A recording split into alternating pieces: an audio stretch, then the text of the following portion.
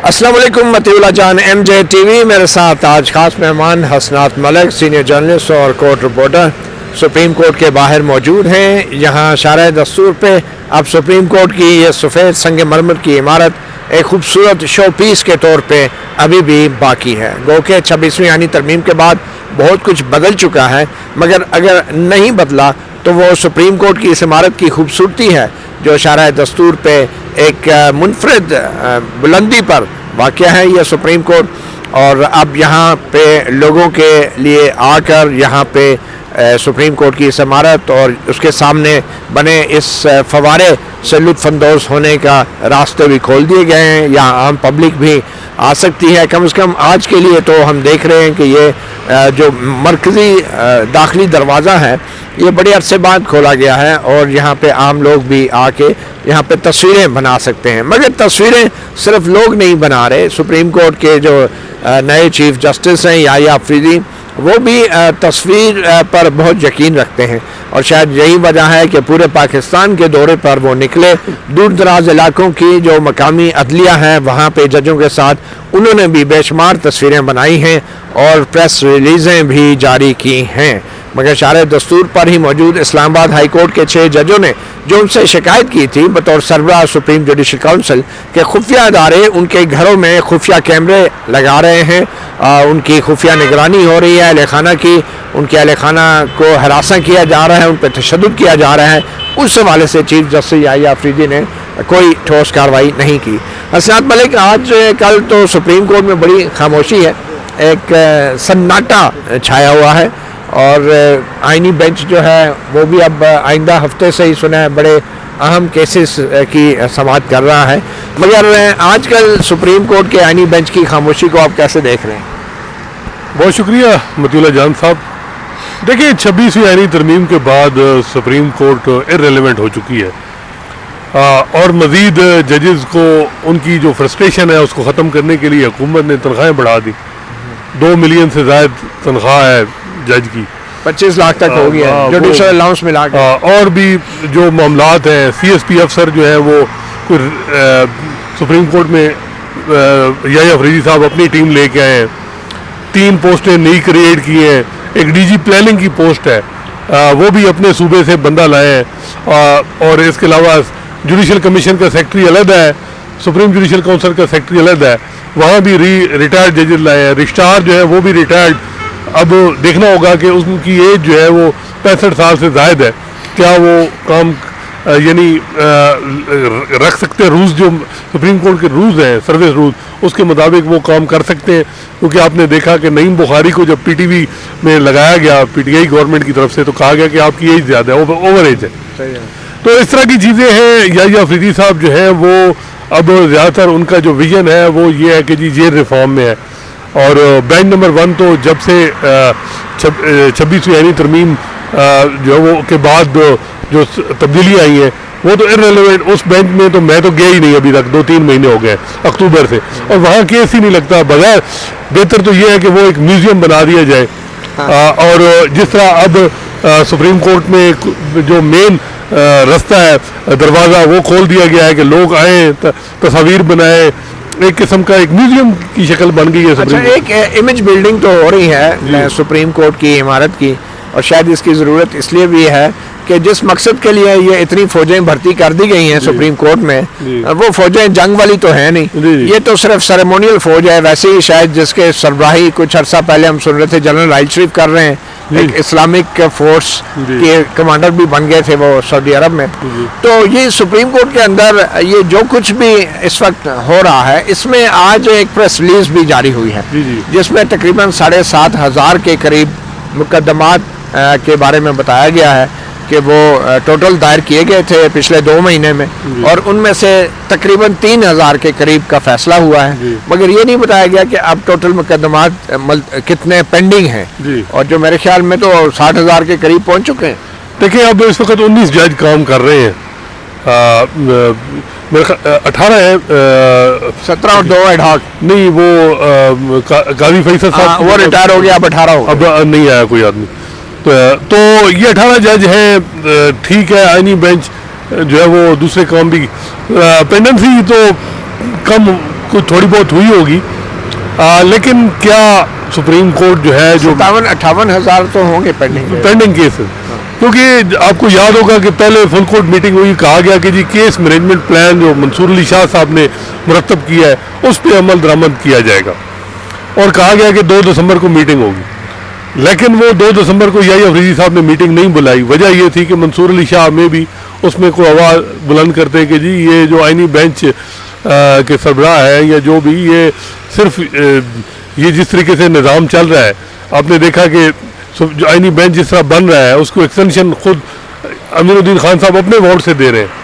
ये अनयूजुअल है, अनप्रेसिडेंटेड है कि जुडिशल मेंबरान मोड़ ही नहीं लगा रहे। आईनी बेंच की क्रेडिबिलिटी साख्त पे बड़े सवालात उठ रहे हैं कि 2 महीने में जो आईनी बेंच ने किया है उसकी कारकर्दगी से सिर्फ हुकूमत मुतमईन है, क्योंकि उन्होंने रिपोर्टेड जजमेंट दी नहीं, सिर्फ डिस्पोजल की, और डिस्पोजल कर लेते आप केसेस लेकिन कोई गाइडलाइन देते। आप कहते हैं कि साकिब निसार और इफ्तिखार चौधरी ने जो 100 मोटो लिए वो गलत लिए, ठीक लिए, कोई लिखते तो सही थे, 4 लाइनों से ऊपर आप लिखते नहीं है।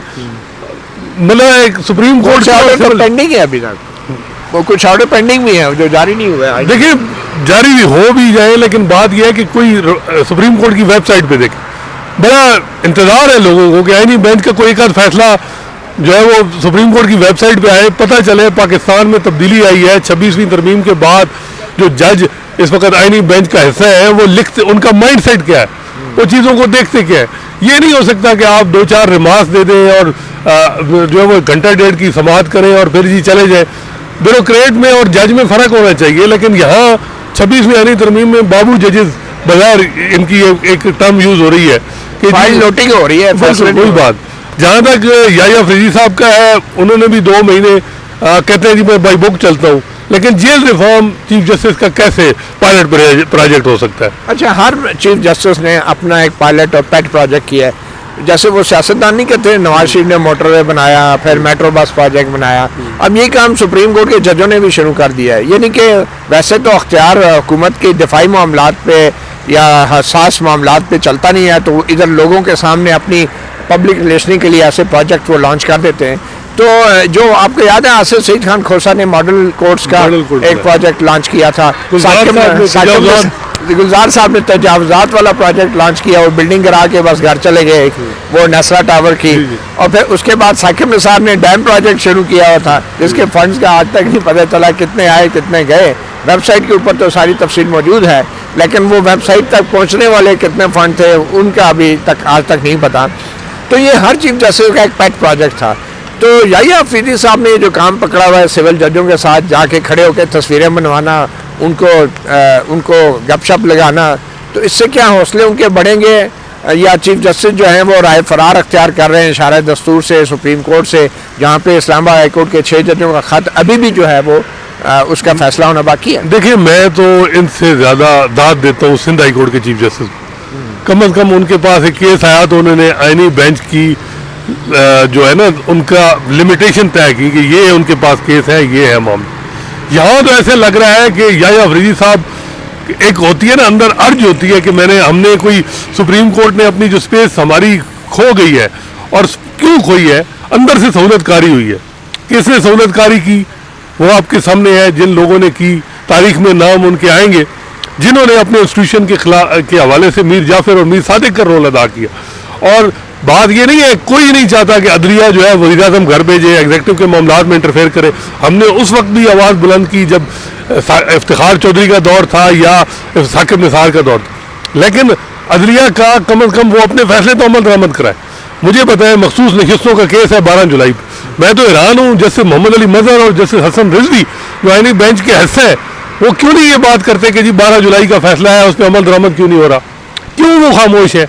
किस चीज़ की उनको मजबूरी है? और तोइन अदालत की पिटीशनें भी पेंडिंग है, वो केस क्यों नहीं लग रहा? मुझे ये 2 महीने क्या ये आईनी बेंच ने किया है, सुप्रीम कोर्ट ने किया क्या है? अब मसला ये आ रहा है कि जी मंसूर अली शाह जी, उनसे कुछ लोग खफा हैं कि जी वो क्यों कई दफ़ा को तकरीर कर देते हैं, क्योंकि उन्होंने एक दफ़ा कहा है कि आईनी बेंच के सरबराह को आप बुलाया करें तकारीर पे, उनका विजन। और बात तो ठीक है कि कम अज़ कम पता चले कि कि विजन क्या है, स्ट्रेटजी क्या है, किस तरह चलाना है। वैसे ये विजन का लफ्ज जो है आजकल सुप्रीम कोर्ट की प्रेस रिलीजों में बड़ा इस्तेमाल हो रहा है और हर प्रेस रिलीज का आगाज यहाँ से ही होता है कि चीफ जस्टिस याहिया अफरीदी के विजन के मुताबिक। अब मालूम नहीं है वो विजन क्या है, वो टेलीविजन है, टनल विजन है, कौन सा विजन है, या ब्लड विजन है या ब्लिंकेट विजन है, तो उस विजन का आज तक समझ नहीं आई। लेकिन सियासतदानों की तरफ वो जैसे राना मशहूद ने नहीं कहा था एक वीडियो में, अरशद नदीम ने जब वो नेजा फेंका था, रिकॉर्ड तोड़ा था, तो शहबाज शरीफ को कहा सर ये आपका विजन है, ये आपका विजन है। देखिए जो जज जिसमें थोड़ी सी भी थी ना कि वो कोई क्वेश्चन करे मौजूदा निज़ाम, उसको चुन चुन के साइड पे किया गया। चाहे वो नया अभी जूनियर जज मलिक शहजाद लाहौर हाई कोर्ट के जज थे, जब उन्होंने थोड़ा सा सवालात उठाने शुरू किए, ATC के जज अपॉइंट किए, काजी फैसा थैंक्स टू उन्होंने हुकूमत के साथ मिलकर उनको सुप्रीम कोर्ट ले आए। इसी तरह और कई जजेज हैं जैसे अकील अब्बासी, जैसे अतर मिनल्ला, इन जजेज को साइड लाइन कर दिया गया। और अभी याहिया अफरीदी साहब सिर्फ विजन अपना दिखा रहे हैं। ये विजन वो दिखाएंगे तारीख में, किस मुंह से वो जवाब, किधर वो जवाब देंगे कि ये था कि जी इंडिपेंडेंट जजेस को आपने साइड लाइन। और फिर जो आईनी बेंच ने जो किया है काम, पूरी दुनिया में अपनी जगहसाई की, जिस तरह मिलिट्री कोर्ट को जजमेंट अनाउंस करने की इजाज़त दी। आपने यही काम करना था तो 1 साल पहले करते, 1 साल बाद आपने ये किया। अब आप इसका क्रेडिट लेंगे कि जी हमने बंदे रिहा करवा लिए, लेकिन किस तरीके से कराया आपने? 10 साल कैद की सजाएं भी हुई हैं हसनात मलिक, क्या रिहाई की बात कर रहे हैं। Attorney general barrister Mansoor Usman Awan यहाँ सुप्रीम कोर्ट के सामने खड़े होकर कहते थे कि जनाब इतनी सीरियस कोई सजा नहीं होगी, 3 साल से ज़्यादा कैद नहीं होगी, और यहाँ पे 10 साल की कैद की सजाएं। और अभी जो लोग माफ़ कर दिए गए हैं उस माफ़ी के ऊपर इतना बड़ा वो जनाब कसीदे लिखे जा रहे हैं कि बड़ी रहमदिली का मुजाहरा हुआ है। 3-4 महीने की कैद जिनकी रह गई थी उनको माफ़ कर दिया गया है। तो अब सुप्रीम कोर्ट भी सुन रही है, फिर अगले हफ्ते फौजी अदालतों का केस, और अभी फौरन लग गया है। ये बड़ी कोऑर्डिनेशन है कि इधर से माफिया आई है आर्मी चीफ की तरफ से, उधर से आईनी बेंच मुतारक हो गया। नहीं, कोऑर्डिनेशन तो आजकल बहुत मिसाली है। वैसे आईनी बेंच जो है वो सर्दियों की छुट्टियां ख़त्म करके अपना काम शुरू कर रहा है अगले हफ्ते, और उम्मीद ये की जा रही है कि इस साल कोई एक आध रिपोर्टेड जजमेंट आ जाएगा आईनी बेंच की तरफ से, कोई एक आध जजमेंट आ जाएगा, क्योंकि सुप्रीम कोर्ट के जज और सिविल जज में फ़र्क नज़र आएगा हमें। तो मिलिट्री कोर्ट का केस जो है फौजी अदालतों में सिविलियन ट्रायल, क्या हो सकते हैं सिविलियन, ये एक बड़ा सवाल है। क्या जो ट्रायल हो गए वो ठीक हुई, उनको एग्जामिन किया जाएगा, ये अब हमारा सारा मामला है, या ये कहा जाएगा कि जी पास्ट एंड क्लोज, जो हो गया बस ठीक है। अगर एक और जो सवाल है, हुकूमती लोग ये कह रहे हैं जी कि अगर ये ट्रायल जो कहा जाता है कि ये गैर आईनी है, तो ये फिर लोग फिर ADC में ट्राई होंगे, ये भी डराया जा रहा है। तो अब देखते हैं कि क्या सूरत हाल बनती है। ये भी कहा जा रहा है कि जिन माफ़ी ज़्यादा मुल्ज़मान ने रहम की अपीलें की थी, उन्होंने तो फौजी अदालतों के दायरेकार को तस्लीम भी कर लिया है, और जब उन्होंने लिख के दे दिया कि हमें माफ़ किया जाए तो उन्होंने अपने जुर्म का एतराफ़ भी कर लिया है। तो ये क्या है कि ज़ेरे हिरासत तो पुलिस के सामने जो बयान दिया जाता है 164 का, अदालतें तो उसको भी नहीं मानती। अब इस एतराफ़ी बयान को कैसे इसको इस्तेमाल किया जा रहा है? वही एतराफ़ी बयान है जिससे इसहाक डार साहब ने नवाज शरीफ की मनी लॉन्ड्रिंग के खिलाफ हुदैबिया में दिया था। इस तरह की कोई अहमियत नहीं होती। असल मसला ये है कि इस वक्त ट्रायल सुप्रीम कोर्ट का चल रहा है, न उन लोगों का चल रहा है, न PTI का चल रहा है, और वो भी फौजी अदालत में चल रहा है। बिल्कुल सुप्रीम कोर्ट का पूरी दुनिया में चल रहा है। देखिए ना, यूनाइटेड किंगडम, यूरोपीय यूनियन और अमेरिका, 3 जो बड़े यानी स्टेक होल्डर इंटरनेशनल, उन्होंने सवालात उठाए हैं, और आगे से कहा गया जी हमने तो सुप्रीम कोर्ट की रोशनी, उनके फैसले की रोशनी में ये सब कुछ, वो रोशनी हमें भी दिखाएं, कोई प्रेसिडेंट साइड कर दे। नवंबर को जो गोलियां चली वो chief justice Ahmed Farooq Islamabad high court के फैसले की रोशनी में, और ये जो फौजी अदालतों के ट्रायल में सजाएं सुनाई गई हैं ये जस्टिस अमीनुद्दीन खान के आईनी बेंच के फैसले की रोशनी में सुनाई गई। वही बात है। तो देखिए इस वक्त और कोई मसला नहीं, देखिए PTI और अब मामलात में भी इस्टेब्लिशमेंट के ठीक हो जाए, तो फिर देखिएगा यही अदालतें जब हाथ खींचा जाएगा तो रिलीफ भी देने शुरू हो जाएंगे। यही हुआ एवन फील्ड में, नवाज शरीफ के केस में, पनामा में जब मामला ठीक हुई है तो आपने देखा कि मरियम नवाज शरीफ के सारे केसेस में क्विटल हो गई। तो यहाँ भी यही सूरत हाल होगी। तो बात यह है कि क्या ये जजेस को सोचना है कि वो किस इस जो अमीनुद्दीन खान साहब माशाल्लाह इस साल ही उन्होंने रिटायर हो जाना है, 64 साल उनकी होगी एज। 1 साल में अब उन्होंने अपना पूरा लेगेसी बना ली है। 2 महीने में जो लेगेसी उन्होंने बनाई है वो तो हुकूमत ही उनसे खुश है। और इसी तरह और जो जजेज हैं उन्होंने अब देखना है कि क्या उन्होंने इसी तरह ही चलना है, निज़ाम को चलाना है, या कोई अपना तशख़्ख़ुस बरकरार रखना है। कोई नहीं कह रहा कि आप खड़े हो जाए।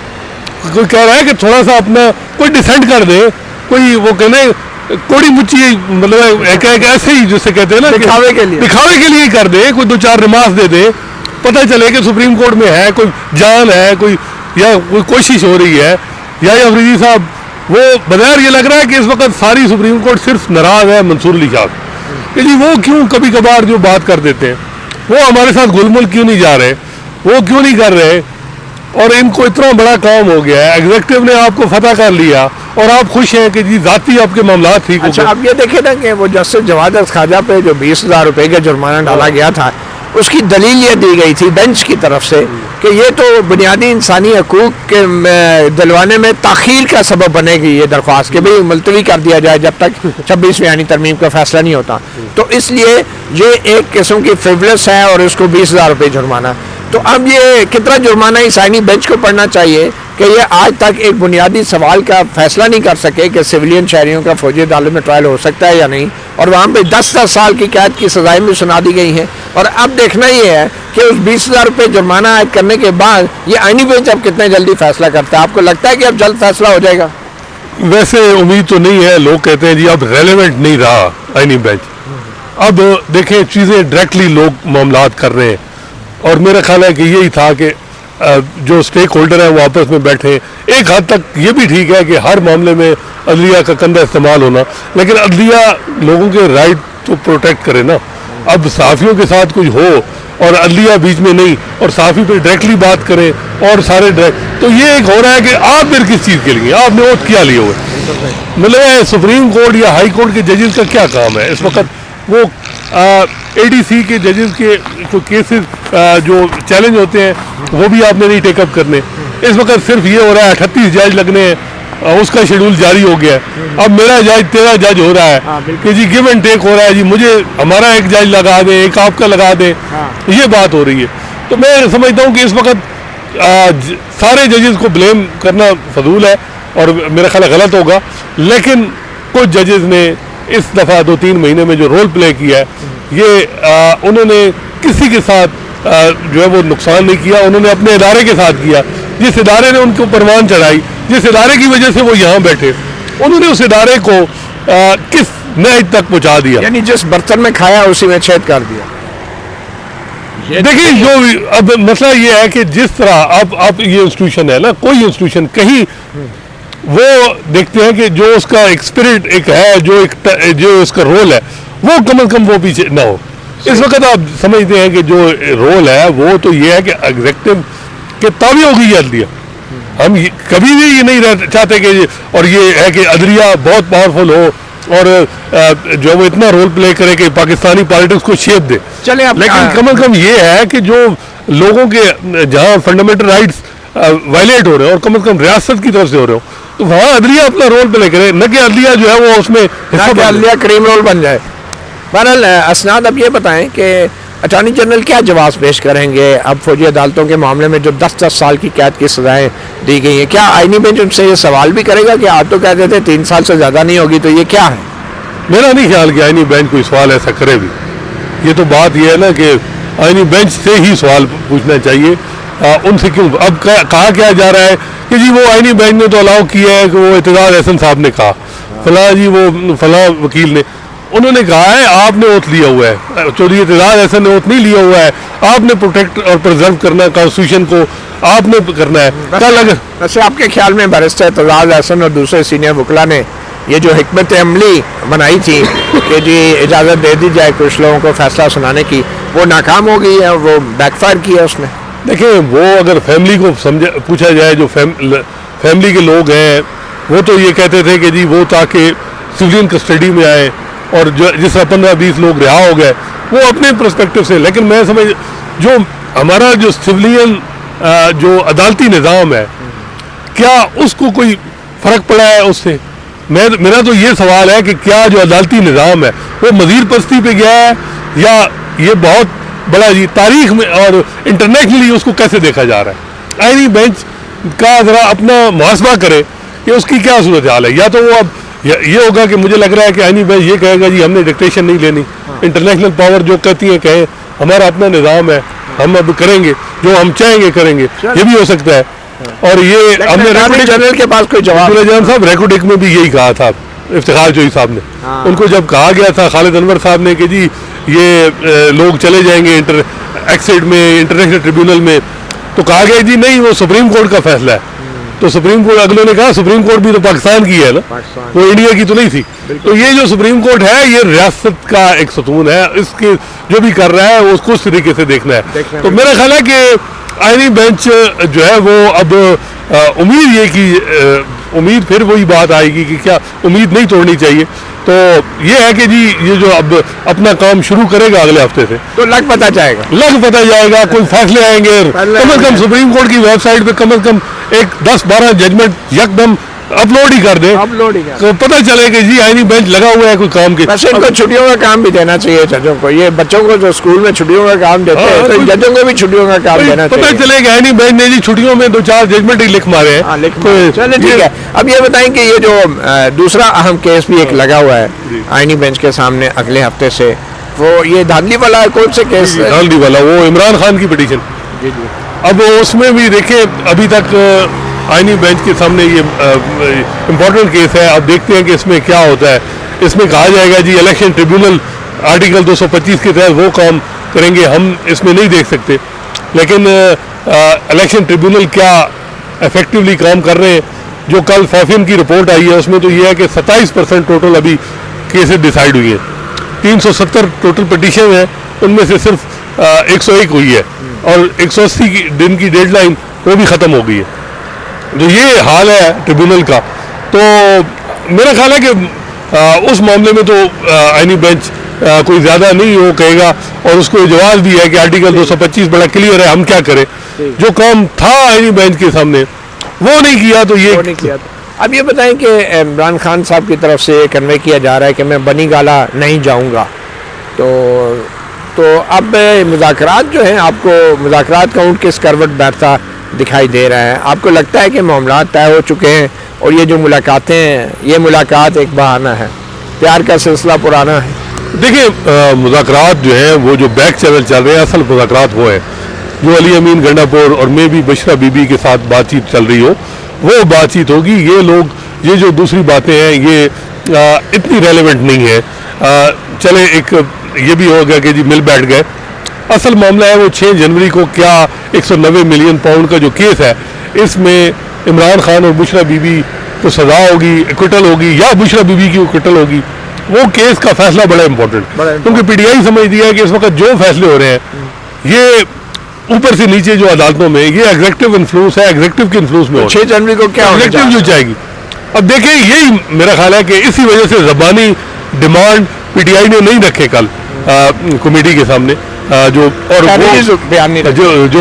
जो तहरीरी जो थे डिमांड, और वो 6 जनवरी का वेट कर रहे हैं। 6 जनवरी में अगर बुशरा बीबी की क्विटल हो जाती है और इमरान खान को कहा जाएगा जी ज़रा को असीडा भी इस्लामाबाद हाई कोर्ट से आपका मामला सस्पेंड करवा लेंगे, ये वो, फिर भी बात आप कह सकते हैं कि सीबीएम ले लिया गया, कॉन्फिडेंस बिल्डिंग में। आप कह रहे हैं कि इस्लामाबाद हाई कोर्ट या दूसरी जो अदालतें उनको बतौर बार्गेनिंग कार्ड के तौर पे इस्तेमाल कर रही है हुकूमत। देखिए ये तस्वर तो बन रहा है ना, जब आप एक अनाउंसमेंट जजमेंट की डेट देते हैं वो नहीं आती और उसके बाद ये लेट हो जाता है, फिर लोग दो तरफ से कि जी जजमेंट बड़ी जी मेहनत से लिखी जा रही है, ये भी खबर आई। दूसरी तरफ ये आएगा कि नहीं जी मुज़ाकरात को की वजह से कि मुज़ाकरात ख़राब ना हो, क्योंकि बुशरा बीबी का दोबारा जेल जाना मेरा ख्याल है कि मुज़ाकरात में बड़ी डंट पड़ेगा। तो ये बड़ा सस्पेंस है कि क्या बुशरा बीबी दोबारा जेल जाएंगी या उनको एक्विटल हो जाएगी या वो नहीं जाएंगी। अगर बुशरा बीबी की एक्विटल हो जाती है तो फिर तो इमरान खान की तो एक्विटल ज़्यादा आसान नहीं होगी, क्योंकि उस केस की नौयत तो ऐसी है कि जिसमें बड़ा इल्ज़ाम तो बुशरा बीबी के हवाले से ही है। बिल्कुल यही बात है। दूसरी बात अकोटल भी करना चाहे तो कहें जी कैबिनेट का फैसला है, अब प्रोटेक्टेड है नैब लॉ। सुप्रीम कोर्ट ने फैसला भी दिया है 265 की जो दरखास्त थी उसको देखा जा सके। तो बहुत से बहाने हैं, देखते हैं कि किस तरफ मामला जाते हैं। लेकिन बात यह है कि अदलिया को समझ जाना चाहिए जो भी होगा वो बात आपके क्रेडिट में नहीं जाएगी, वो क्रेडिट किसी और के जाएगी। खैर अदलिया को इसकी परवाह भी नहीं है, अदलिया को उसका मुआवजा तो मिल रहा है, 25 लाख रुपए मिल रहे हैं। ठीक, बहुत शुक्रिया हसनात मलिक MJ TV पे। आप भी ज़रा एंजॉय करें सुप्रीम कोर्ट की इस खूबसूरत इमारत को चंद लम्हों के लिए, क्योंकि यहाँ पे पानी का फवारा तो फूट रहा है मगर इंसाफ का फवारा जो है कहीं सूख चुका है।